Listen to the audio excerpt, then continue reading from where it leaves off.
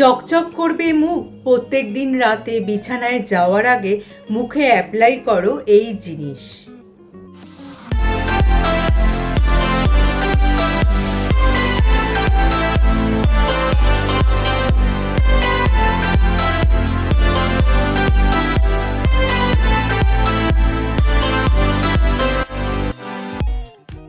Hello friends, welcome back to my channel. আমার সব বন্ধুরা কেমন আছো? নিশ্চয়ই সুস্থ আছো এবং ভালো আছো। মুখ হলো মনের জানলা।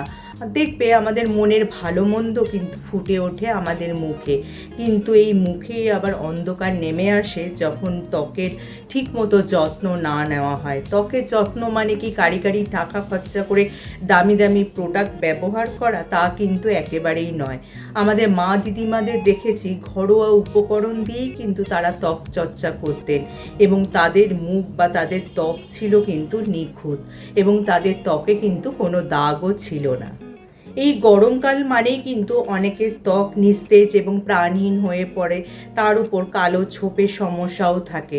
আবার অনেকের তো দোসর হয়ে ওঠে পিম্পল আর পিগমেন্টেশনের সমস্যা। কিছু ঘরোয়া উপকরণ দিয়ে কিন্তু এইসব সমস্যার সমাধান সম্ভব।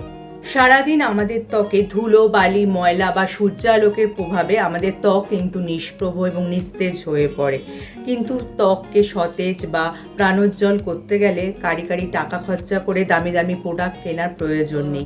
ঘরোয়া উপাদান দিয়েই কিন্তু সেটা সম্ভব। কিভাবে? চলো জেনে নিই। প্রথমেই বলবো, তোমাদের ত্বকে যদি অ্যালোভেরা জেল রাতে শোয়ার আগে লাগাতে পারো তাহলে দেখবে 2-3 দিনের মধ্যেই কিন্তু ত্বক উজ্জ্বল হয়ে উঠবে। তার পাশাপাশি ত্বকের নানান সমস্যাও মিটে যাবে।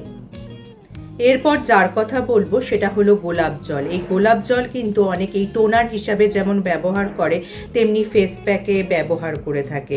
তোমরা যদি রাতে শোয়ার আগে এই গোলাপ জল তুলোর সাহায্যে সারা মুখে লাগিয়ে নাও, দেখবে কিন্তু কয়েকদিনের মধ্যেই দুর্দান্ত ফল পাবে। এরপর যার কথা বলবো সেটা হলো নারকেল তেল। নারকেল তেল যে আমাদের ত্বকের জন্য কতটা উপকারী তা তো আমরা অনেকেই জানি।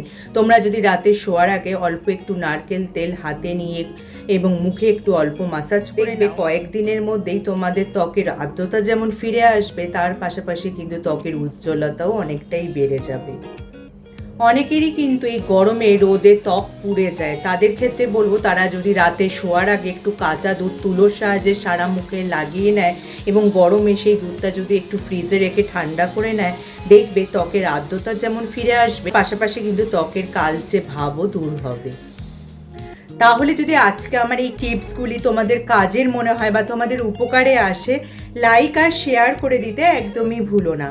যারা আমার এই চ্যানেলটা প্রথম দেখছো, চ্যানেলটাকে অবশ্যই সাবস্ক্রাইব করে নিও এরকম উপযোগী ভিডিও আরও দেখার জন্য। তার পাশে যে বেল আইকনটা আছে ওটা প্রেস করে অন করে দিও, যার ফলে যখনই আমি ভিডিও আপলোড করব নোটিফিকেশান তোমাদের কাছে পৌঁছে যাবে। আজ তাহলে আসি, আবার দেখা হবে আগামী পর্বে।